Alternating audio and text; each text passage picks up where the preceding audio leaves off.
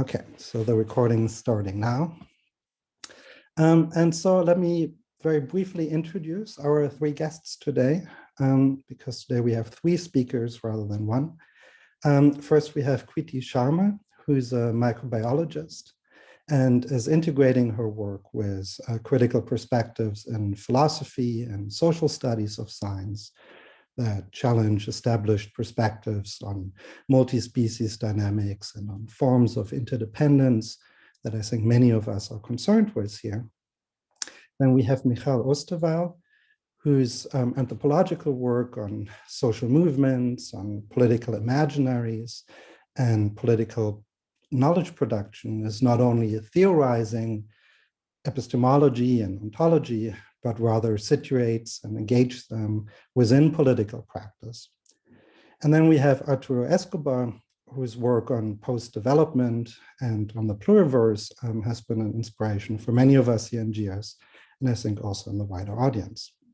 Now, each of our three guests would be like a great speaker in the series on their own, but what's even more exciting is that they're writing a book together with the title Designing Relationality, Making and Restoring Life.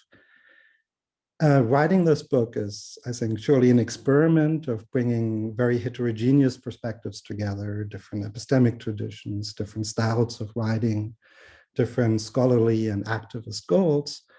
And all of this creates a lot of productive tensions that I think all of us can learn from a lot. And in that sense, I'm really excited to have you here today, and the floor is yours. Good morning. Well, I'm in the morning, you all are later, and Kriti's really in the morning. So good wherever you are. And I'm tasked with doing a bit of introduction to the whole project before we then will each describe a section of the project and the argument. But as it is our way to do, I'm going to invite us all to start by inviting all of us here.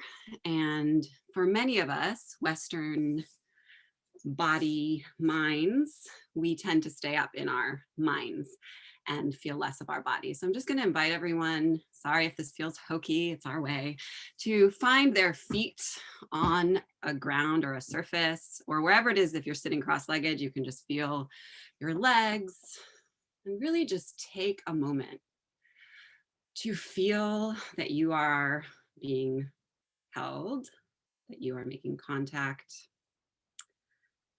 And notice perhaps that you haven't been breathing from the lower part of yourself for quite a while. You've been up here. I think Zoom has aggravated that tendency. So just take a moment, and for me, it helps to close my eyes or lower my gaze and take a couple of breaths. For several of us, it might be helpful to actually like physically squeeze parts of your body, your thighs, your shoulders. This book on designing relationality is on relationality and also about dualism or the critique of it. And one of the primary dualisms that we have to confront as we do this work, I think most of us in this milieu would recognize, is the dualism between our minds and our bodies that often also excludes a sort of more emotive or heartfelt space. So we start all of our sessions, and we have done this for many, many years, by reminding ourselves of this. And it's an important part of the work. So, all right. And I do it as much for myself because. So my name is Michal Osterweil, as David mentioned, and I have the honor of telling you a bit about what led to this book, sort of materially and chronologically and intellectually. But I also want to take the opportunity to talk a little bit about the process. As we were talking with David and Julia and Adriana, it turns out that the way of this book is itself part of what we are trying to talk about, the way we've been writing and the way we came to do this writing. And in addition to hearing from three speakers, this process has been quite a long time in the making, because we are three individuals with a lot of great affinities, but also numerous differences. And we are all parts of webs and networks of people, experiences that comprise us, inform us, affect us, right? So I actually wanted to read something that we put together, actually Kriti put it together from an exchange we had earlier in our process. And I thought it might lend you a sort of vista on it. Intention. What are we setting out to do and why? What are we moved to do by the relational texture of our lives and worlds? Arouse a steadfast determination to reconnect with the stream of life. Creation, verb, also known as process. What practices support us to create something that is not only interesting, but is powerful enough to bring about the transformative effects, see below, that we ourselves and our world need, not from a place of urgency or scarcity exactly, but with an honoring of our mortality. Obstacles. How do we make our lives clearings where such creation can take place? I am who I am, doing what I came to do, said Audre Lorde. How will we say no to what is not that? What will we say no to? Creation, noun, the thing itself. What will our book say? What will it look like? What kind of thing will it be? How will it be something different, yet not unrelated to books, lineages, discourses that have come before? How will we make vivid both the relatedness and the difference? Effects. What is the difference between what is interesting, cool, or cute and what is necessary? What might not be comprehended by the reader or by ourselves until many years later? What will allow the reader to have the transformations that they need to have right now? What will transform them in such a way that they will create what they need to create for the relational weave to continue? Can we be for the reader what the experiences that moved us to create this book were and are for us, so that the reader too will be moved to create, design relationally? So that's a little bit of a prose poem that was put together from our exchanges about how we write this book. But more materially, this book arises out of a seminar, The Theory and Politics of Relationality, that Arturo Escobar and myself led at UNC Chapel Hill beginning in 2011. And technically we are still ongoing today, and we'll be having a couple of events. But what it was a transdisciplinary or interdisciplinary, I like trans better, working discussion or reading group. And we were quite inspired and shocked, really, that 45 people showed up the first time we put a call about this sort of emergent politics and theory of relationality. And we were in a very small classroom on the 3rd floor of our old anthropology department, and it was just packed. And we were pretty excited, and little did we know how far we had to go. So the Theory and Politics of Relationality working group itself came after 9-ish years of working on another interdisciplinary working group that I think is really important to name, because in and of itself, the name Theory and Politics of Relationality doesn't necessarily hold this. That was called the Social Movement Working Group. And this Social Movement Working Group was comprised of graduate students, faculty, and undergrads at time from a number of different disciplines, which in and of itself was quite an experience. And one of the main points of departure for this group of researchers on and with social movements, was this idea that we didn't want to treat, or we couldn't treat, social movements simply as sociological objects of study. They were counterparts in co-producing the relevant knowledges and theories necessary for a time in which our theories were simply inadequate. And so we had a really exciting, and I would say I was really fortunate to be in graduate school at that time. And I would say that my graduate school was comprised of these kind of convivial working groups in which we just thought together, ate together, thought some more, argued, and did a lot of really great work. And so the process that the ideas are a product of are a really beautiful part of the whole story. I would say that for slightly different reasons, I think for both myself and Arturo, we started to turn to the larger topic, and larger in a certain way, that sort of more expansive than social movements, because of something that we were noting with the concrete examples of social movements and just the world around us. And it was both the coming up against the limitations and problems of prior theoretical frameworks and categories, including the political, including even the category of social movements, notions of justice, but also, and perhaps more importantly, the positive encounter, and ethnographically as well as textually, with this sort of new way of doing politics or new way of doing life that didn't quite fit into the dualist categories or dualist modalities, is maybe a more accurate way to put it, that we had that we had been privy to. And this was emerging when we were seeing this. It wasn't just coming out of social movements and activist spaces, although it certainly was there. It was also in places like science. It was also in places like business and organization theory and very different kinds of places. And so we wanted to look beyond simply the category or the limitation that we always had found somewhat problematic of the social movement itself.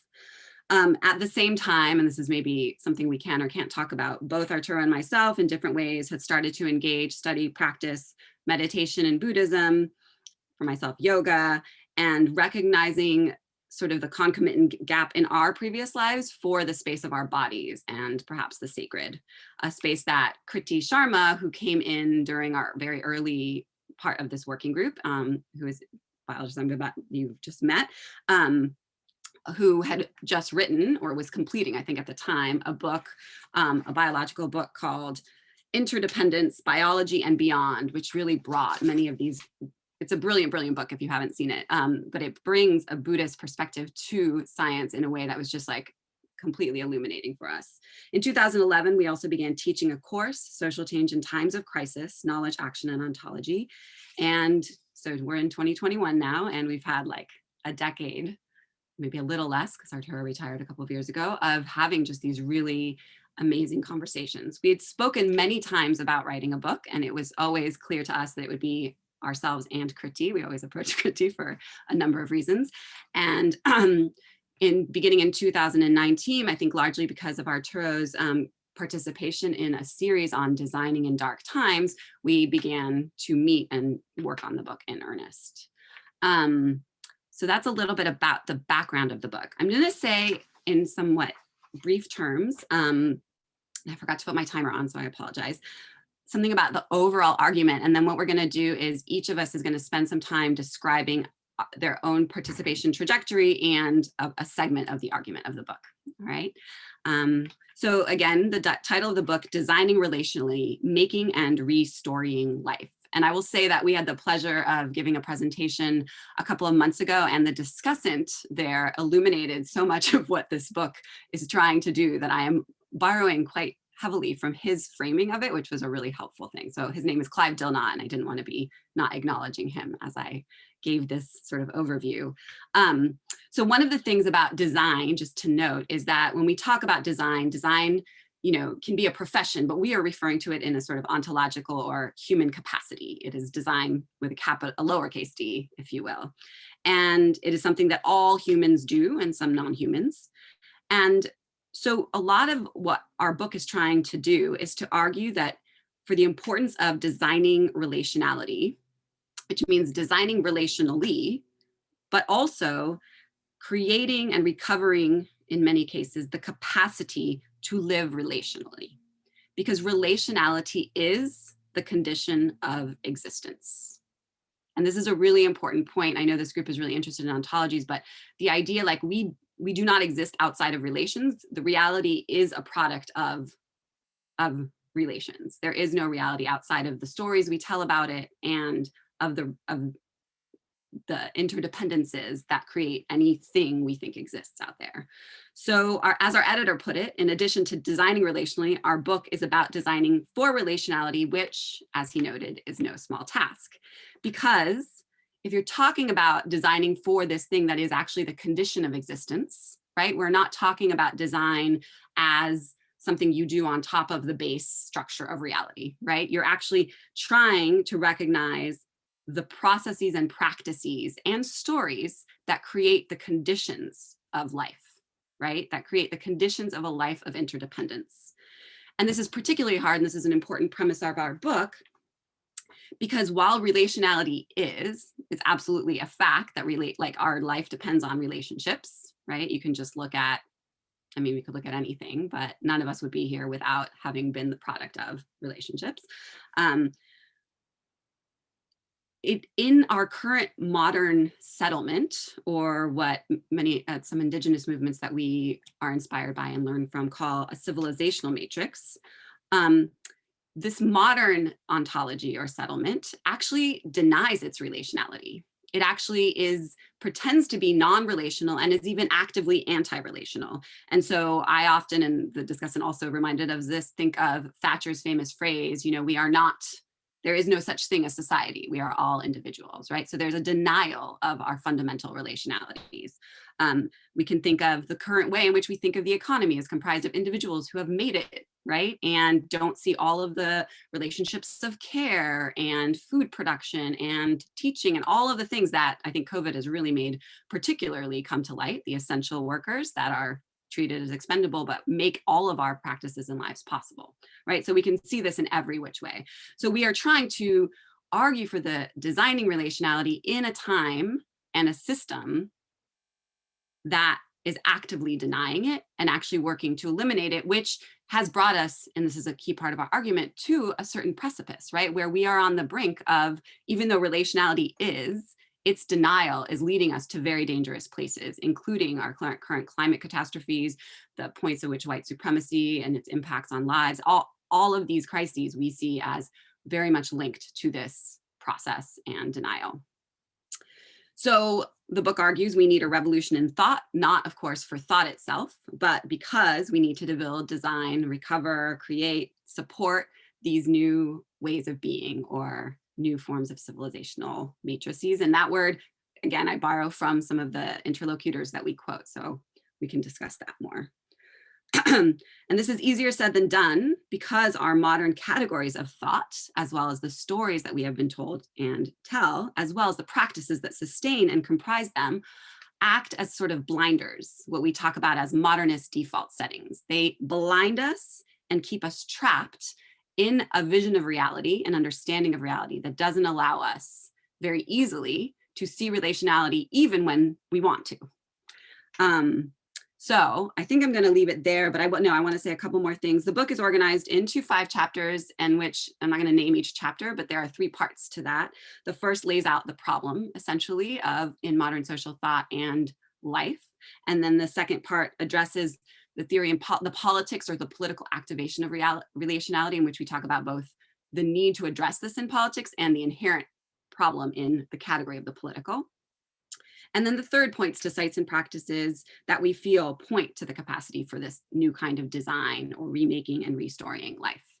And I just want to know that many of our examples come from the global South and Souths within the North or West, not because we are essentializing or romanticizing anything, but because we believe that those who have been marginalized are more adept at both understanding the dominant dualist episteme and ontology, as well as still have the capacity and are still living with sort of the active construction and dependence on relationality in a more sort of connected and active way. The final thing I will say is that we believe that coming to a shared vocabulary or understanding will make it easier for those of us, movements and other world makers, to valorize and explain to skeptical others the work we are doing. Because unlike the modernist or dualist ontology that most of us are loath to escape,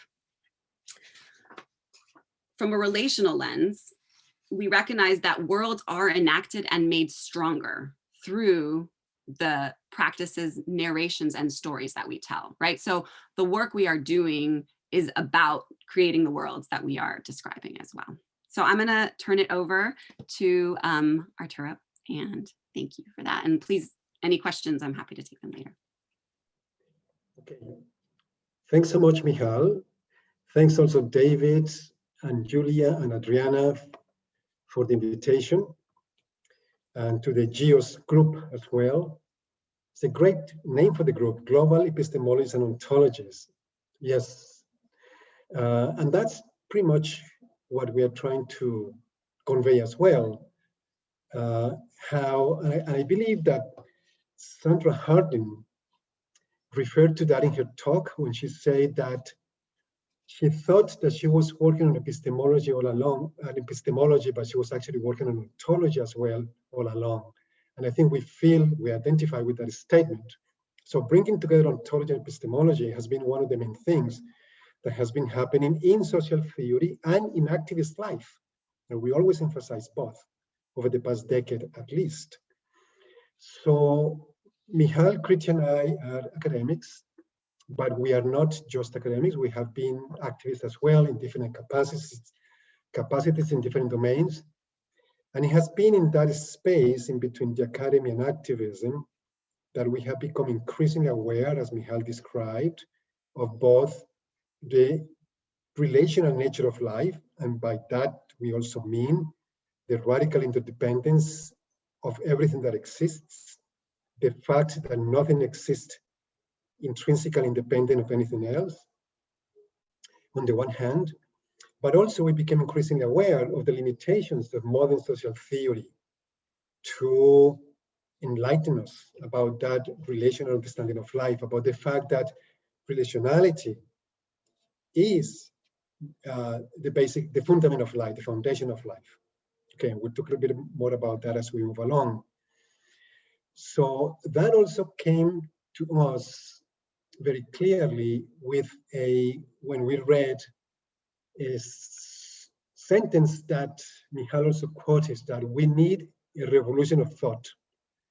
Necesitamos una revolución del pensamiento.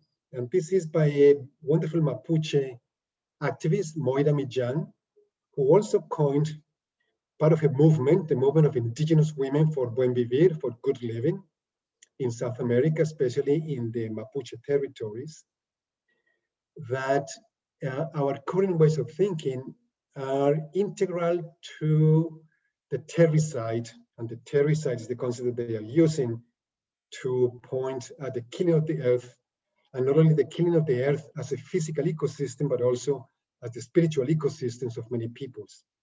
Okay, so then the question for us becomes is whether we can, what are the limits and insufficiencies of modern social theory? And that's one of the first parts, that's the first part of the book. We start the book with that question, the fact that modern social theory leaves out much that is important for life. Okay. And I'd like to illustrate that super briefly with my own trajectory since the late 70s when I was finishing my undergraduate, and I was very interested in questions about hunger. So I went through a series of shifting emphasis from being interested in hunger to underdevelopment, to social movements in opposition to development, to post-development, to ecological crisis, and to being interested in life and the earth itself. And in those emphasis shifted as well at the level of the frameworks that I was trying to develop and understand, to understand those problems. So it became a series of frameworks, beginning with science and technology, and then the political economy of development, and then the analysis of social movements and post-development, the post-structuralist critique of development, and finally political ecology and political ontology. So, but throughout all that sort of displacement, epistemic displacement, again, becoming increasingly aware of something that modern social theory still was not able to get at in relation to that we call relationality as the fundament or foundation for life. So throughout the book, we maintain these two emphases. On the one hand, the fact that modern social theory, trying to explain that modern social theory is central to shaping the story of life, the dominant story of life with which we live, with which we design our societies, with which we design our worlds. And second, the possibility of moving beyond that understanding of life, shaped so much, not entirely, but so much by modern social theory, towards an understanding that is not based on the separation of entities and ontological dualism, the separation between humans and non-humans, mind and body, us and them, etc., but on interdependence, on radical interdependence. And we follow these two questions, these possibilities, through a number of threads throughout the book, and especially by focusing on 4 domains. And those 4 domains are the domains of thought itself, the domain of the human, the domain of secular or the relation to the sacred, and the domain of life. And we ask of each one of these domains, we ask the question of what is it that the current understanding of that domain from science, from biology, from philosophy, from anthropology, geography, and so forth, tell us about life, and what does it leave out that is of importance to life. And in relation to thought in particular, that's the last part of my intervention here. We also felt that it was important for us to give an account of our own account, our own statement of the problem as we see it. What is the problem today? What is the main, what can we say? In what ways can we push sort of the modern configuration of knowledge, the modern episteme, to tell us something new about our current predicament, about the question of where are we, where have we been so far? And in that search, we have found the work of Jamaican philosopher and cultural theorist Sylvia Wynter, very enlightening and helpful.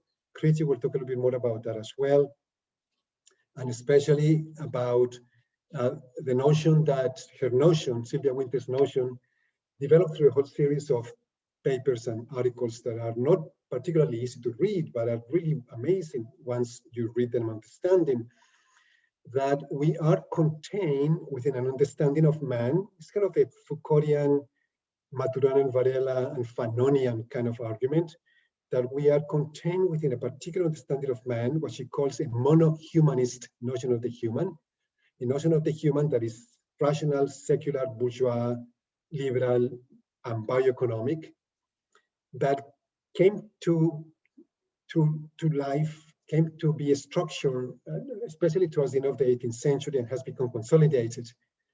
And how can we displace then that notion of the human, is the project that she is asking us to consider. So that's very important, has been very important for us, that understanding that monohumanist conception of the human and what we can say about that, about how it's containing our thinking and our being and our acting and our designing.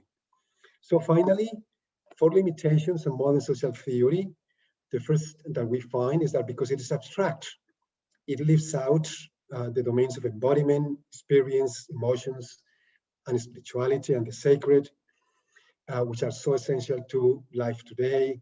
The second, that the question of the human, that modern social theory forgets that the question of the human takes different form for differently located and differently embodied humans, especially those subjected to colonialized form of violence. Third, it continues to be blind to the historical locus of enunciation. The fact that it takes place within episteme called man, that obviously Foucault also mapped in detail. And finally, that because of the separation between theory and practice, modern social theory not only made the academy kind of academy that stays within the safe confines of logocentric theorizing, not jumping into practice and politics, but that is also unable to deal with the unknown and uncertainty and with what we can call the spiritual. So again, we continue to deal with these limitations throughout the book and showing examples of when and where in many domains, from activist life to intellectual life, there are fractures and fissures in that understanding of man and understanding of thought that on which we can anchor our concern with relationality. Okay, I think that's what I wanted to say about this particular part of the book that deals with insufficiency and modern social theory and the possibilities of going beyond it. So I'll pass it on to Kriti. Thank you. Thank you, Arturo, and hello, everyone. Yeah, it's really a joy to be here with you all today across all these time zones.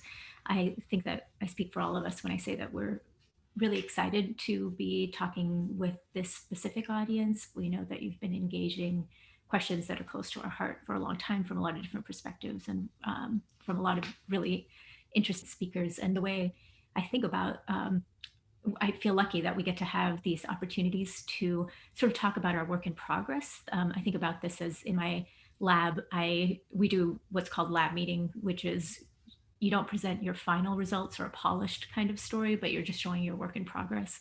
And it's really helpful to be speaking with people who are interested in similar topics and to get a lot of feedback in the midst of writing something as opposed to when it's all finished. And so I hope that our conversation can also be part of this whole process. And as I mentioned, I said lab meeting. Currently, I finished my PhD at UNC, which is where I was lucky enough to spend a lot of time with Arturo and Michal, and I started a postdoctoral research fellowship position at Caltech in California back in January of last year, and have been thinking a lot about biology, certainly just in a day-to-day way in terms of studying microbes and microbiology and sort of the nitty-gritty of trying to understand more about microbial life and the ecosystems in which microbes are entangled and to whom we owe so much for the continued functioning of the biosphere. And also have had just continue to have wonderful conversations with Michal and Arturo and just brilliant thinkers in the humanities and social sciences about kind of what the sort of shuttle that goes back and forth between what happens as we think about and describe organisms, sort of what we think of as non-human organisms, and how that is so interdependent with how we think about ourselves as human beings and what kind of world we live in, as Arturo was saying, what we think life is and how we think life functions. So I think for me, designing relationally has part of the intervention here is to think about, again, this dominant story of life as bioeconomic, that human beings, that all living beings are primarily motivated by survival, fitness, and economic imperatives is sort of a very dominant worldview, even if we don't believe it intellectually or ideologically, that somehow it really does constrain day-to-day decision making and the actual sort of terms in which we believe survival happens, meaning that in some ways, no matter what an individual believes about what life is, collectively, we've made it true that in order to survive, we do have to act in these very economic ways, as in we have to trade, we have to sell our labor, these kinds of transactional, these ways in which we become beings who are individual and are acting transactionally. And so what we think of as interdependence ends up meaning really interactions, like meaning individual people are fundamentally units who survive by transacting and trading in either balanced or imbalanced ways with each other. And so naturally, this is very much how we think about ecosystems as well, that in a lot of the ecological and biological literature, what we see is sort of it's kind of rife with economic language about how organisms are sort of constantly being selfish and are trading things in kind of just to get the best deal in a way. So it's not enough to have a vision of the human as Homo economicus. Now we have to look at other organisms and say, well, there's the bacterium, it's Bacillus economicus, or the plant is like, also has an economic rationality to it.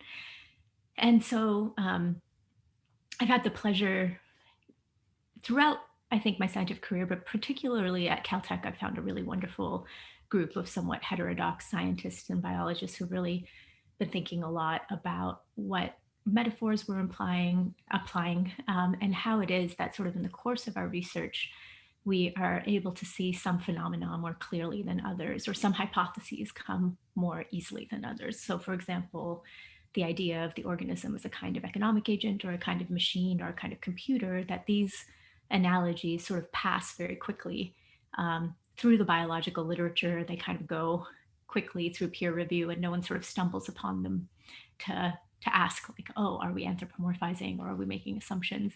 And so sometimes we literally will do just imaginative things like draw a word out of the dictionary or a card out of a tarot deck or something and try to make an analogy, like a cell is like this, a cell is like a heart, a cell is like a sword, whatever it is, in order to really expand out what, first of all, drawing attention to sort of the ways in which our views of nature continue to be so, I want to say limited, but in a way it's not. The problem of limits is not exactly the problem, as in there are always going to be some sort of cuts, as Karen Broad would say, or just there are always ways in which whatever framework we're using will both illuminate and conceal some aspect of reality, or as Maturana and Varela might say, that since we are bringing forth our world by living, what we bring forth will be sort of particular depending on how we do the bringing forth.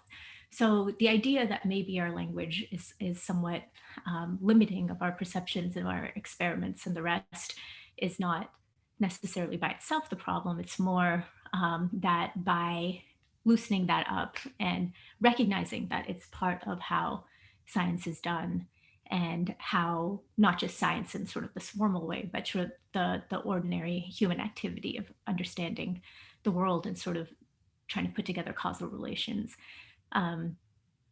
that bringing that to consciousness can really help in opening up our imaginations in terms of what kind of world we're living in and what kind of relationships are possible between us as human beings, between us and other kin who are not human, and between all organisms. So I'm thinking about this as well because I often have wondered, I found that there's such a,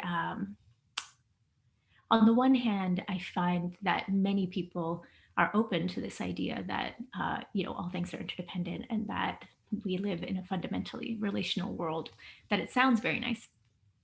But when I talk to people in general, and then, in the sciences, it's a combination of both knowing that's true and also having this real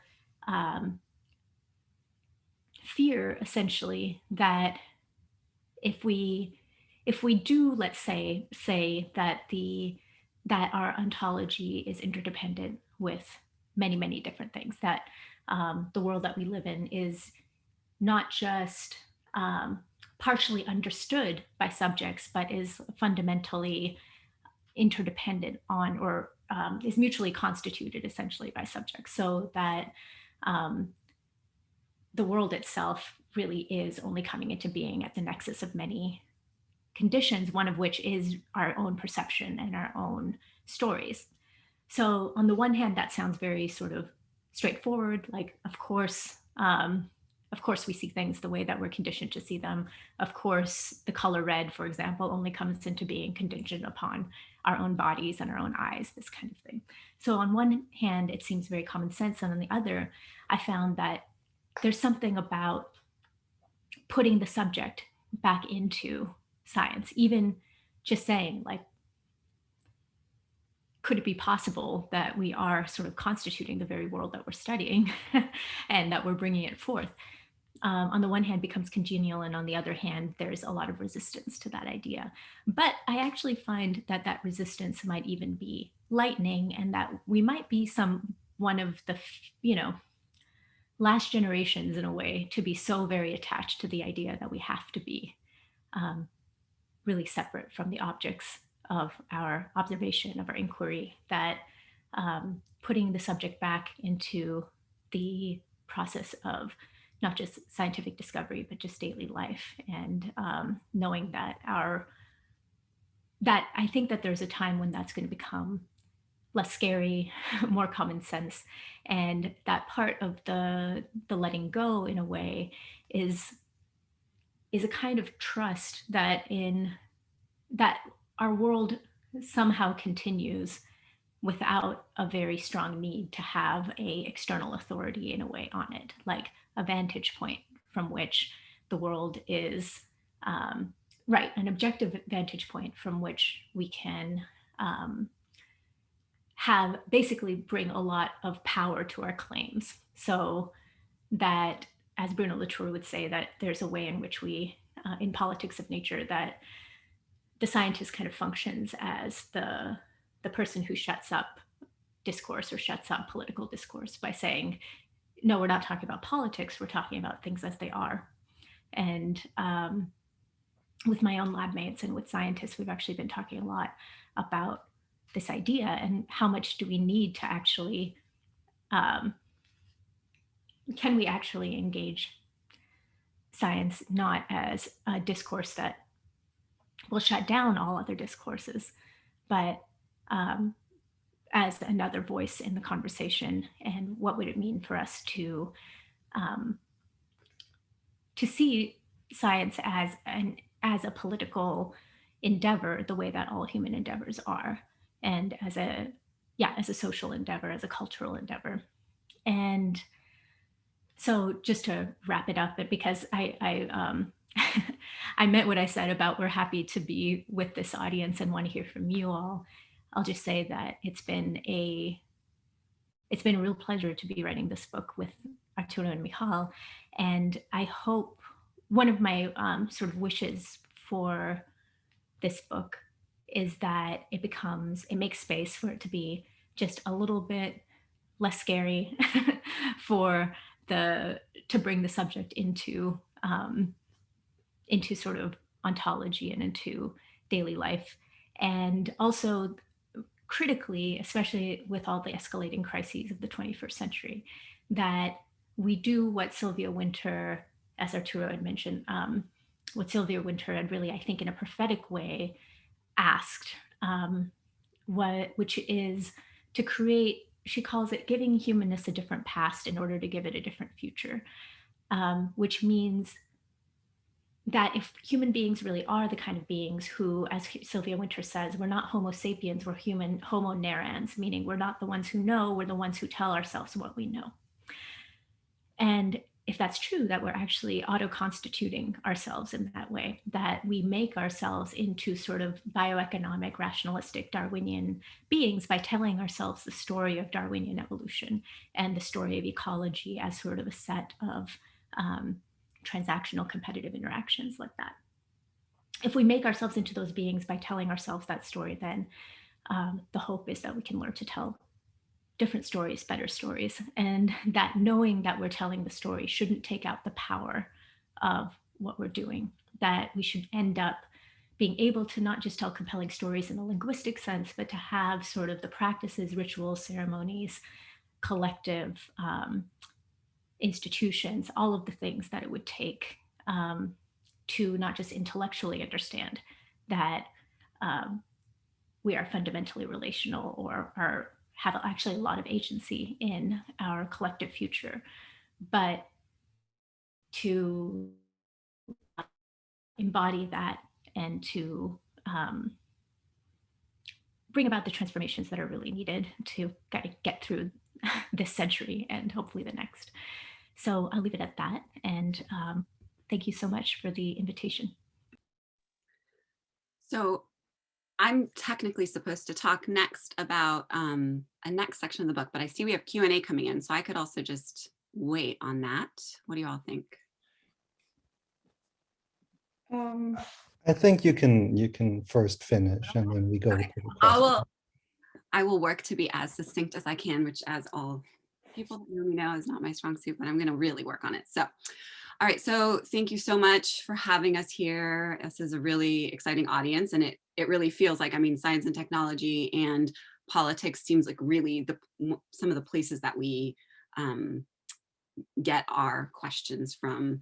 And so as I mentioned in the intro, I have worked with social movements. I've been a researcher of social movements for many, many, many years. And one of the places that we realize, the sort of last part of what Kriti says, like where the rubber really hits the road in terms of how do we actually move from making these stories, right? Making this new story, or stories is more accurate, right? So that we are actually in this very awkward time between worlds or between stories. And one of the places we see this betweenness in a very challenging, very difficult at times, like on a very emotional, personal level, but also just like jarring in this strange way, is in the realm of politics or those working actively for social change. And so a big part of the book really looks at the political activation of relationality, and it sees it as this sort of like, we've seen it happen and it emerges in these periods of like effervescent protest and just like this really exciting social movement that captivates our imagination, that makes it seem like the world is about to change. And then it ebbs, or worse, is called a failure, is dismissed as having been frivolous in some cases, or been too radical in other cases, or in some cases, like the civil rights movement, which I want to just point to as an example that I think is pretty tangible, is misread or partially understood. It isn't understood for the totality of the change that it was presenting, right? So a lot of us think of the civil rights movement as, and this story is very conveniently sort of held to this more sanitized version of being the movement that achieved, you know, the Civil Rights Act, the end to segregation, all of which is true, all of which is great and important. But what we don't understand the civil rights movement to have been, and we want to argue, and we do argue in this book, that many social movements throughout the 20th century and possibly earlier, but we sort of focus here, have had these moments in which the liberal vision of the political, right, the inclusion into the given ontological like the ontological understanding of the political, right, limited our ability to understand what was really at stake and what activists that were truly engaged in the movement actually found, right? So even if they began with this more limited understanding of wanted inclusion into a liberal polity, right, wanting Voting Rights Act, wanting end to segregation, wanting all this, they actually came to or already understood that their struggle was not about simple inclusion into this already given modern version of liberal democracy, which is a very limited version of democracy, but a much larger coming up against an offering of an alternative to that, right? So there's a misunderstanding that someone like Ruby Sales, who's a public theologian and civil rights activist, speaks to as the fact that activists themselves, as well as interpreters of the civil rights movement, misunderstood that what a movement that was about creating the beloved community actually got mistaken and then recreated and like sort of stuck in a vision of economic and political integration, right? Which was a very limited aspect of what it was about. And so this inability to understand what we want to argue is the ontological dimension of many political movements, right, has led to a series of slippages in which movements themselves, right? So the slippages, I just want to be clear, happen either in the way we analyze, so academics, activists, journalists, all are involved in this, right? Are involved in making the interpretations that then allow something to register or not, right? Or slippages among the practitioners themselves, right? Have part of what has been happening has been a failure to understand the ways in which we are coming up against the modern ontological, or ontoepisteme is one of the ways we put it, modern settlement, civilizational matrix is another way to put it, and that the critiques and alternatives being offered don't register as significant or effective because we are failing to don a relational pair of glasses, right? We are failing to see interdependence or relationality as interdependence. We are looking at relationality through a dualist lens, right? Which allows us to see perhaps interactions between collectivities, but not the much messier co-constitution of things. And I know I'm remaining a little bit abstract, so let me try and return to some concrete, which is why I brought up the civil rights example. So when and I myself spent a lot of time doing most of my fieldwork during the period that was known as the alter globalization movement. And I was involved in both participating in, but also studying many anti-capitalist networks, in particular in Italy, but I was also part of transnational movement events like the Zapatista Encuentros, the World Social Forum, Counter Summit protests. And so I was really involved and observing and narrating about these movements, what at the time we thought about as a new political imaginary or a new cultural politics. And in the book, what we're trying to sort of recast is that there certainly is this new story or political imaginary, but part of the reason that it continuously doesn't last is because of this slippage or this inability to recognize that the political critiques, aspirations, and new forms of life that are being generated aren't visible through a modernist set of glasses, essentially, right? And the reason that they're not visible is because of what I spoke to in the introduction through a set of modernist default settings, which have various relationships to what Arturo mentioned in terms of those 4 domains of thought, the human, a relationship to the sacred, and to life itself. But in particular, there are sort of slippages in so you'll have a moment, right? The alter globalization moment where it seems like the world is about to change. I think this happened similarly with Occupy Wall Street and the whole global emergence of things. And then people start not only like just saying, oh, that ended, it didn't really achieve what it wanted to achieve, but actually talking about it as if it was a complete failure, right? As if it was just like bull, right? Or it was just worse than that. It was like playful, or it's dismissed as just being fundamentally radical and unrealistic, right? And so this word realism is a very important one, because what we want to say is like, it is realistic because you need a new version of the real. And that these activists and movements are actually pointing to the fact that this version of reality, the one that we've known, is not capacious. It doesn't allow for the multiplicity of life that actually wants to exist. So I'm just going to name a couple of the default settings, and I could talk for a long time, so I'll stop. But the blind spots or places that we get trapped, right? So we could be part of the movement itself and very excited at one moment, and then just start being dismissing ourselves, right? And one place that I saw this a lot was after the alter globalization movement, when it came to the climate justice, people started to say, no, we've got to get real. We can't have that frivolous play carnival-like politics of the alter globalization movement. We've got to get 1.5 degree reduction. We've got to like get that at the UN, right? As if that was more real, right? And so some of the places that these slippages have is one with the autonomous individual, right? So when you talk about getting out of the autonomous individual, it becomes quite easy to go to an opposite, which is the collective, which I'm all for. But if you talk about the collective from an ontology of dualism, you're going to have a collection of autonomous individuals rather than the mutual constitution of a new form of entity that is the collective.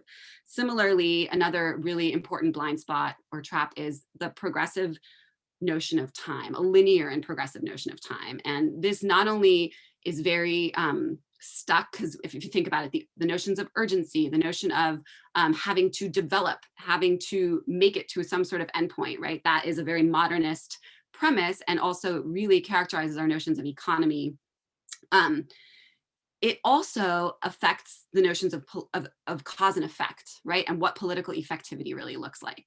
And finally, this attachment, as Kriti spoke to a rational and scientific knowing that that privileges mind and objective reality. All of these sort of impede an ability to actually be with and sustain and then actually push forward the more radical and, we would argue, effective kinds of political imaginaries and political actions that were actually nascent. And I'm going to stop myself there. You can give me questions and maybe I can clarify things. Thank you, Tri. It was really inspiring. We already have a few questions. I'll do two at a time, if that's okay. Yeah. So the first one is from Lucas.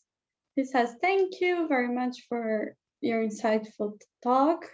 You speak so many truths with regard to the importance of relationality and the need to grow a world where many worlds fit in. However, given the context which we mostly find ourselves in this, between brackets, civilizational matrix, what do you believe is the impact of your work within science, yet more importantly, within the global north or global south? And then the other question is from Edward. I'm wondering about your understanding / use of story. Can you elaborate on how you use the concept? Surely we are not talking only oral narratives of some sort. Can you give some examples? Then you feel free to choose who is going to answer. I can talk a little bit about the first one if you wish. Thank you. And then Kriti and Michal can add or take on the second one. The second one, the story, is connected to ontology, obviously. But for the first one, I think we see this project, what we're trying to do, obviously as part of a larger movement of which the Global Ontology and Epistemology Group is also a part, which is, to me, there are three fundamental concepts or concerns, and they are in the question. The first one is the realization that we are in a deep civilizational crisis. And this has been quite clear and emphasized in Latin American activist life, especially by indigenous peoples, but not only by indigenous peoples, for close to 30 years now, since at least 1992, and there was a reason why that date. And one of the current instantiations of that is the concept of terricide. And I like that concept better as compared with the Anthropocene, without wanting to suggest that the Anthropocene is not important. It is an important concept, but the Anthropocene still lends itself too much, in our view, to a techno-scientific and managerial anthropocentric solution or approach to climate change. And that's not going to be enough. So we have civilizational crisis and terricide. Second is the concept of transitions. The concept of civilizational transitions, or transitions in different ways, is also becoming a very important concern, again, in academic theory and in activist circles. And the third is this new concept, which is not new. I mean, it's been around forever, since the dawn of history, which is the concept of relationality as a new way of understanding what life is really about. So we talked about the re-emergence of relationality, or this insight of radical interdependence. And there are many sources for that insight, from Buddhism 2,500 years ago, to Karen Barad, to activist discourses in so many different domains that we find instantiations of these. So we find that what we're trying to do is part of this emergent, what is emergent really is the earth as a concern, the earth and life themselves, because that's what is at stake. And that will dissolve, or is dissolving, the boundary between global north and global south, because we're all in this together within terricide, the conditions of terricide, and the struggle against terricide. So that's what I would say about that first question. Thank you. Since I was the one who used the word story, I might just go ahead and take the second one. So what's meant here is, yes, certainly not just oral narrations, and to be clear, the phrase, I think, we're not just Homo sapiens, we're Homo neurans, that is from Sylvia Wynter, but I'm thinking also of one of her most amazing interlocutors, Alexis Pauline Gumbs, who wrote a wonderful book called Dub Finding Ceremony, which is actually a set of poems. But the reason it's a set of poems is because Alexis is really taking Sylvia Wynter seriously and saying, what if, what she says is that police brutality, climate change, many of the horrors of our time are basically founded on a particular story of life, or a politics of the possible. So a poetics of the possible, meaning, and so poetry ends up being an intervention because it's another way of storytelling that is outside of sort of linear prose, and kind of opens up new avenues of thought and rewriting ourselves in a sense. So if it was as easy, certainly, as just writing, reading, and thinking, that would be one thing. But what I mean by story might be, for example, something like Malthus's story about what it means to live in a world full of scarcity, or Garrett Harding's story about the tragedy of the commons, which ended up becoming like a really, really important economic, it was a metaphor. It was never actually it wasn't empirically founded, right? But then many, many people used the metaphor of the tragedy of the commons in order to justify why we can't have collectively owned or common resources, essentially. And so then Eleanor Ostrom's work came in later to kind of look back and say how much, we then have to go back and say, okay, here's 3,000 examples of where the tragedy of the commons wasn't true, but the story was enough to kind of set into motion a whole set of hypotheses, and then also just making it true that we would act kind of in ways that would make it impossible to common. So in that sense, there's, it's not that the story is opposed to empirical reality, or like, and that's one of the dualism sort of, there's like real life and then there's dreams, there's objects and then there's words. And instead, if we see this as co-constitutive, that, and if we sort of add in this dimension that Matrana and Varela talk about, that Sylvia Wynter talks about, which is sort of the embodied aspect of what it's like to be a person who has real attachments and aversions to statements, essentially, to saying, you know,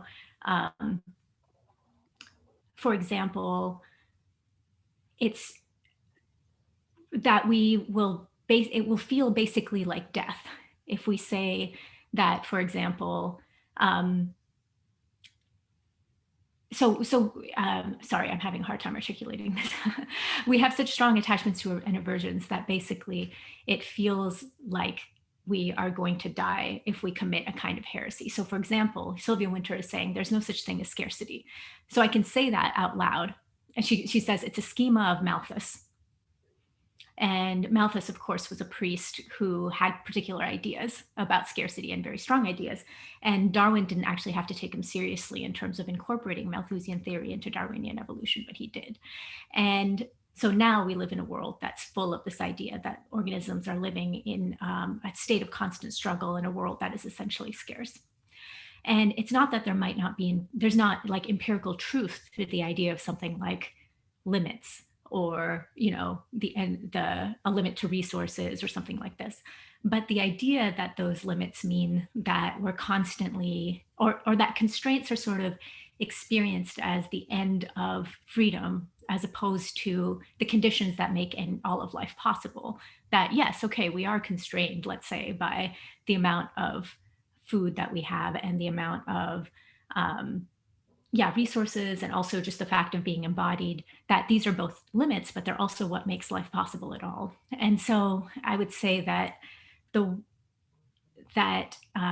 if Sylvia Wynter says, you know, this idea of scarcity is a kind of story, it's not, and we keep telling it to ourselves to become sort of more scarce, or feeling more scarce and more urgent, basically, and this sort of justifies all of our economic activity.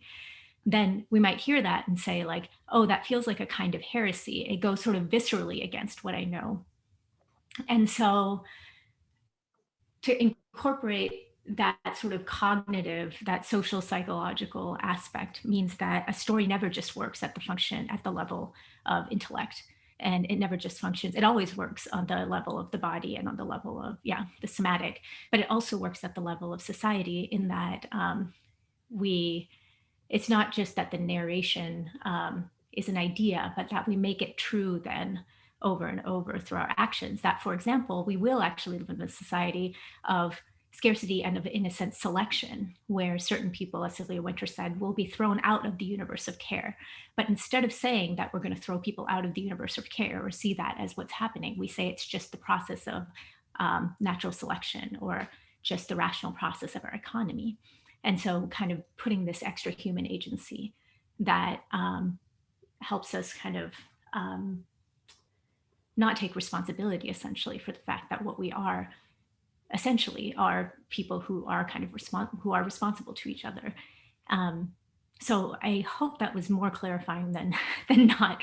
But I appreciate the question, because I think the question of the story should be thought of in a very multidimensional way, and certainly not just as the idea that we can just say things and make them true, because it's far more complicated than that in the ways that I was trying to describe. Thank you, Kriti. That was great. Well, I actually have a follow-up question on that. It's a rather quick one. It's from Lara Hoffner. She thanks everyone for the presentation.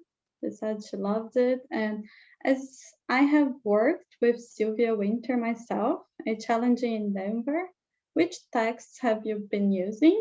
And when will the book be published? I can't wait to read it. So yeah, maybe you can answer that, and then I'll combine two more. Arturo, are we going to take that? I mean, or I'll Okay. just say quickly. Oh, yeah. Go ahead. Just quickly, the book, the easy part about, well, both are concrete questions. When will the book be published? I think we're hoping to have a full draft of the book by sometime, probably the middle of the summer, probably July. We have drafts of a good part of the chapters now. And then it will have to go for review. But once it is accepted, it will be published relatively quickly. So my feeling, since this is part of this series called Designing in Dark Times, edited by Clyde Dilnot and Eduardo Stakowski at the New School, and they come out relatively quickly. It will be a short book, only 60,000 words. So we're trying to say all of these things, 60,000 words, which is a challenge. And in terms of Sylvia Wynter, we have different set of sources. One of the main ones for me, there's a very long paper that she actually wrote in Spanish, since few people know that Sylvia Wynter's PhD and field of expertise was Spanish language literatures. And she's a decolonial theorist as well. But in English, the main one is about 70, 80 page long text, which is in a book called On Becoming Human as Praxis, the one which is about Sylvia Wynter mostly, and includes this long text by her, and also some of her earlier texts as well. So I don't know, Kriti maybe can say a little bit more about Wynter's sources. Yeah, I agree on being human as praxis. That interview with Catherine McKittrick in 2015 has been really influential and interesting. And then there was, of course, No Humans Involved, which was a really important text that Sylvia Wynter wrote in right after the Rodney King riots in Los Angeles, and have been really salient in the wake of Black Lives Matter and George Floyd's murder in June of last year, that where she's really talking, it's just very prophetic, and what she's saying about this universe of human care, that she essentially talks about these murders, these police brutality, as in terms of where the rubber hits the road. She's not just saying that it's that these ontologies are abstract, that they come down to life and death matters, where it's because jobless Black men in Los Angeles were seen by these, she was asking what's wrong with our education, because some of the best and brightest people coming out of our education system were the ones who kind of made this verdict that the lives of jobless Black men didn't matter. And that she says, how did this come about? And she's saying it's because of the system of thought that we're in, where we can justify everything in terms of selection, instead of, again, taking seriously our responsibilities, and that we as scholars, she's saying, have to take responsibility for our part in creating this particular system of thought. So I'd say those are two major sources. There's, I think, multiple others. Unsettling the Coloniality of Being is also an important one. I'll leave it at that. Thank you. So we have two kind of combined the same topic question. First one from Ario. He says, I imagine a lot of us have been convinced or are ready to be convinced by the ideas of relationality that you have been describing. For the not yet converted, would you advocate collective cognitive reprogramming? Outside of activist circles, do you see promising signs that this is already effectively happening? If not, how do you see it happening? And then the other question is actually from David Ludwig. I'll read it. I was wondering about relationality as an issue for theory and activism. Debates about relationality, interconnectedness, holism, interdependence have become increasingly influential on social sciences and humanities. At the same time, there seems to be a risk of them becoming part of an academic space that is disconnected from social activism and reproduces the very divide it aims to challenge. How do you approach this risk, and do you have recommendations for others who struggle with it? So I'll start with this, and I'll kind of start with David's and then go on to Ario's, but maybe speak between them. I love collective cognitive reprogramming. That is design, apparently. I love that. But well, first, I just want to be clear in this, because I was trying to be succinct. I cut the fact that as we understand it, these ideas are actually better understood in social movement and activist spaces to a great extent, right? So this idea that of the civilizational matrix that comes from the indigenous activists that Arturo mentioned at the beginning from Argentina, but numerous social movements are the sources. And this is why I wanted to start with the politics and theory of relationality and its history, because what we actually see is that these new imaginaries, which we now understand as like part of the creation of this new story, right, that builds new worlds. And someone sort of offhand quoted this, but a really important framer of all of this thinking has been the Zapatista movement, the Sastre de Mexico and Chiapas, who, said over 2 decades ago, it's too hard to change this world. Let's build new ones, right? We want worlds where many worlds fit. Because to build these new worlds is the only, right? Like we keep coming up against the modern episteme and the worlds that it depends on and constantly reproduces in these toxic loops that, right, like come and get, like we viscerally can't. I mean, so many people in this moment in time, right, know that this system is not working. COVID has revealed all of our, like how problematic this is, right? The killing of George Floyd happened on this context. We all knew about white supremacy, but now we, and still people are afraid of letting go of the known, right?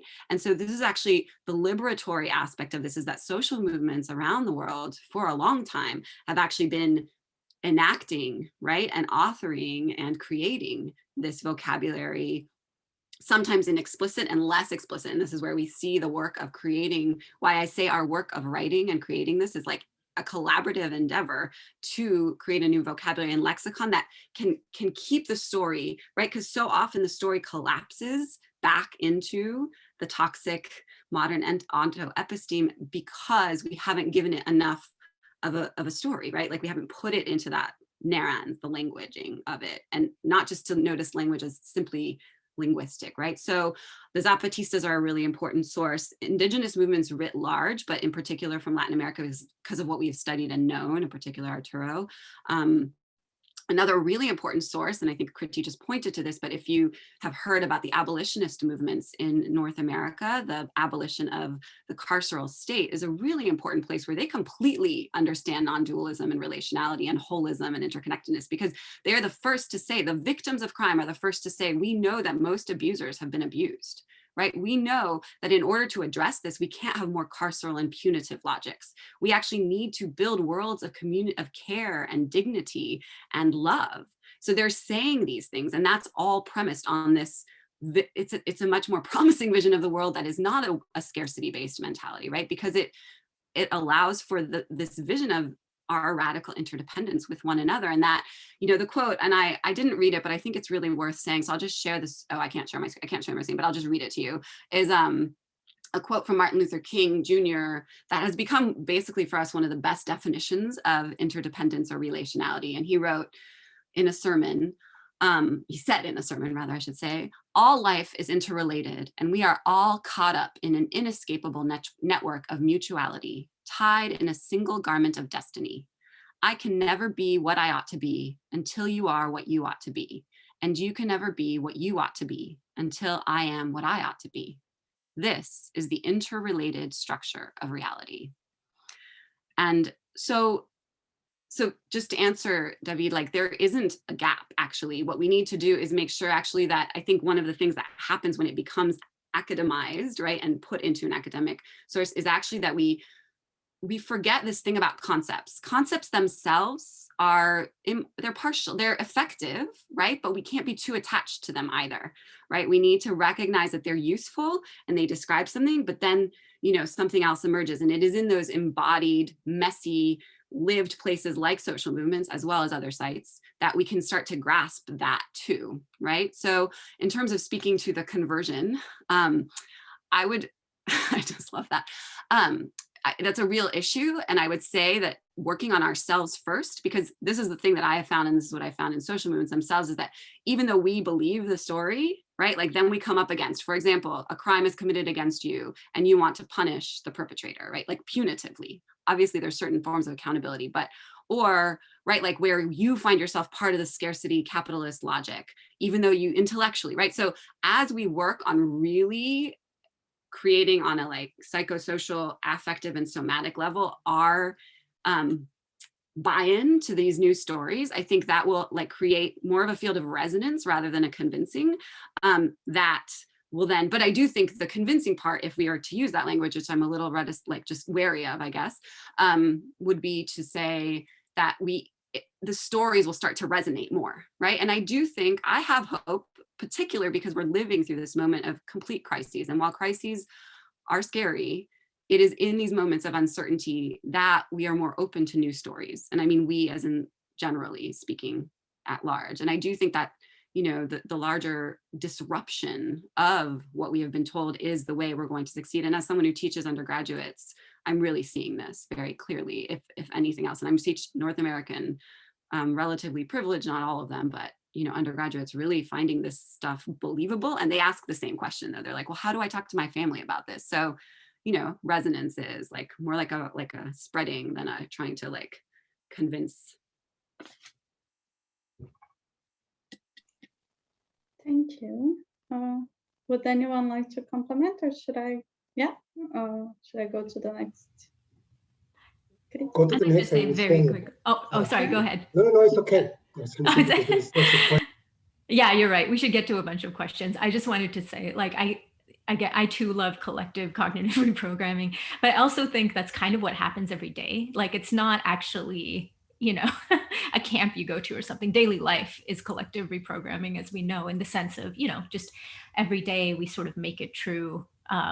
That certain things are believable and certain things are not. That I have I'm not trying to be shamelessly self-promoting, but it's like a little bit relevant, which is I just published an article in Science for the People magazine called Make Ourselves Anew Towards a Radical Biology, which sort of goes into a little bit this, and it sort of relates back to the idea of the story as well, in that the idea, it's talking about the interdependence of theory and methodology in science with the material conditions in which science is produced and the applications of that science. So for example, theory and methodology would say, like, we go in sort of with this particular theory and a set of methodologies that sort of assume a object-subject divide, and then also kind of Darwinian like selection and sort of certain beings being selected for and against, and you know, this kind of thing. And then the biologists themselves, the material conditions of biology as it's being practiced are such that the biologists themselves actually gets kind of selected for or against, because we're also in this kind of competition for grants and for money and for jobs and all of that. And so we end up, I guess I'm just kind of linking it back to the loopy nature of all of this, and how reprogramming, I think, would mean, like Michal is saying, not just conviction, or maybe it's not even about conviction at all. It's sort of, I mean, I think of it as sort of getting out of our own way, less like less believing more things and more sort of questioning what our existing assumptions are, and sort of making a clearing for other ideas or other ways of being. Very nice. Thanks. Okay, so now I have a question for, I'm sorry if I don't pronounce this correctly, Axeli. It's related to Michal's comment on language. So it said, I'm a young researcher with a sociology and neuroscience background who would like to study decolonized modes of consciousness qualitatively using the programming technique natural language processing. Where do you see the connections between consciousness, language, practice, and your current work on designing relationality? And how would you try to bridge the discrepancy between methodologically individualist neuroscience and a relational world? And then there's another very interesting question from Gerard. He likes the presentation and thanks. I was very much triggered by Michal's comment in the intro that Kriti is bringing in a Buddhist perspective on bioscience. Did I get this right? Listening to Kriti, I understood that there is a connection between the metaphors of life on one uses and the ontology one is most affected by. So yes, the linguistic repertoires of Christianity make it likely that one talk about nature as a machinery. So what would be the Buddhist metaphor for talking about nature? How would it differ? What would it make it visible that a more Christian view wouldn't? And more importantly, what would it invisibilize?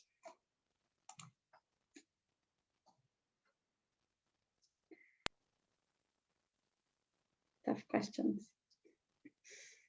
Maybe I can say something very quick and then pass it on to Kriti and Michal that will have more to say about these two questions in particular. And since we're running out of time, to the first question, well, the question is really what Humberto Maturana and Francisco Varela's work, lifetime work, is about. I mean, there could be described as sort of dissenting imaginations within cognitive science, beginning in neurobiology, but moving on to interdisciplinary, very complex conception of cognitive science, very unique synthesis of the connection between cognition, bodies, embodiment, consciousness, making, practice, and so forth. And I'll just mention also that something that Sylvia Winter says is that stories and narratives work on us, also biological. And I think that's validated in many ways by current trends in some of the cognitive science research areas as well. And hence the emphasis that I think Michal and Kriti have underscored of shifting the stories, the story of life. And our emphasis in the book of restoring is restoring the conditions of life, but also putting life into different sorts of stories so as to being able to deploy, to set into place different ways of being, different ways of doing, different ways of making, and different ways of knowing. So it's that connection between being, knowing, and doing that Western theory separates, and that from a relational perspective are in continuity with each other. Okay, there will be more to say about that, but that's enough. Kriti, do you want? I'll quickly take the directed question. Sure, yeah, just about Buddhism, Christianity.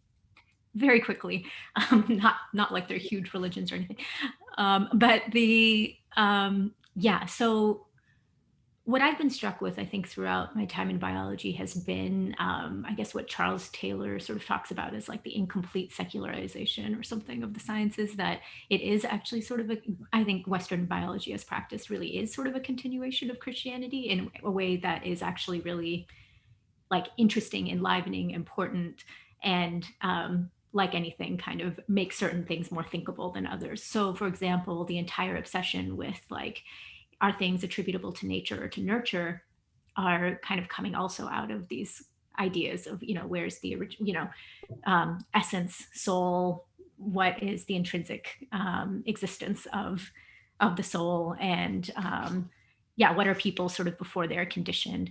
Whereas these questions never kind of die in biological sciences, because it continues to be really interesting to be like, it's definitely nature, it's definitely nurture, even, or to say it's like a bit of a mix of both, instead of sort of putting into question, whether there's such a thing as two different things called nature and nurture, and whether there is even such a thing as an intrinsic nature per se. And so from the Buddha, I am drawing an interdependence from, specifically from first century Buddhist thought in India of Arya Nagarjuna, who was a really famous philosopher, in an incredibly influential philosopher in that school, who's really sort of bringing forward this idea of interdependence as meaning that that the interdependence of all things is the same thing as the absence of the intrinsic reality of anything. So that sounds abstract, but because everything exists contingently, nothing exists intrinsically. And that means that the self doesn't exist intrinsically. That means that others don't exist intrinsically. And that's not the same as nihilism. It just means, because it doesn't mean nothing exists. It just means that the way things exist is always interdependently, that things bring each other into being. And that part of Arya Nagarjuna's work here, of course, is not just philosophical, but in its time, philosophy was thought of as not just an idea, but soteriological, meaning that the purpose of philosophy and the purpose of logic was really to help liberate people from suffering. And so, again, it's not to be smart, it's not to get a job. It's like these are existential problems and we have to liberate ourselves from the causes of our own suffering. And so he thought of interdependence as really fundamental. This idea of interdependence wasn't just like, he was an extremely rational thinker, very analytical. But the point of being analytical was to sort of go through the analytical mind and kind of argue with the analytical mind and say, you think this, but is it true? You think that, but is it true? You think this exists intrinsically, but I'm going to follow down and see and show you that it doesn't exist intrinsically. The point being not to like break everything down and leave everyone in sort of a nihilistic haze, but to reveal the relational nature of all things. And again, to sort of liberate people from their own suffering, which is, as he said, and as many Buddhists contend, has been due to the fixation on the self and the self's own happiness as basically not just happiness, like not being martyrs or anything, but the kind of obsession with making sure that it's like, me above all, sort of. And so in terms of what difference that makes to biology, certain questions kind of dissolve from that perspective, as in it's not as interesting to think about the intrinsic nature of things and about the difference between nature and nurture. And certain questions become more, compelling, I guess, maybe more ecologically minded questions, or, and I think in terms of what is not, might be, the flip side of that might also be these questions of real questions about whether our science, how instrumental our sciences need to be, as in, is it, from that perspective, like, I think there's a trade-off in terms of if it's not all about sort of the self's advancement, or then does all of our science need to be sort of put towards human advancement, human technological advancement, human longevity, these kinds of questions. So there's probably tons more to say about that. It's just sort of a quick. I just want to add one more thing. Yeah. Just to say, because he said he was drugged, you said you were triggered, and there's the brought up of the dualism to Christianity.